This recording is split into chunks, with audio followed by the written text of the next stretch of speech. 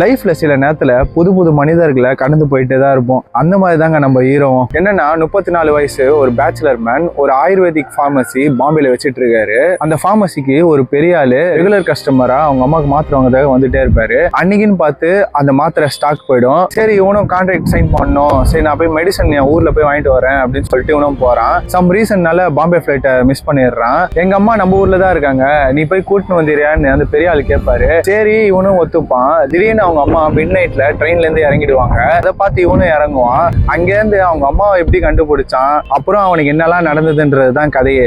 படம் பாத்தீங்கன்னா 2 hour 50 நிமிஷங்க. ஆனா போறதே தெரியாதுங்க. ஏன்னா அவ்வளவு அழகா படத்தை கிராப் பண்ணி எடுத்துட்டு போவாங்க.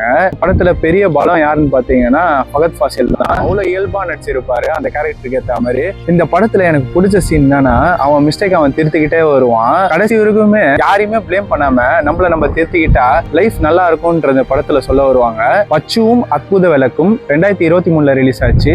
அமேசான் பிரைம்ல இருக்கு, தமிழ் டப்பிங்லயே இருக்கு. நீங்க ஒரு ஃபீல் குட் மூவி பார்க்கணும், அதுவும் தமிழ் டப்பிங்லயே பார்க்கணும்னா இந்த படம் பாருங்க.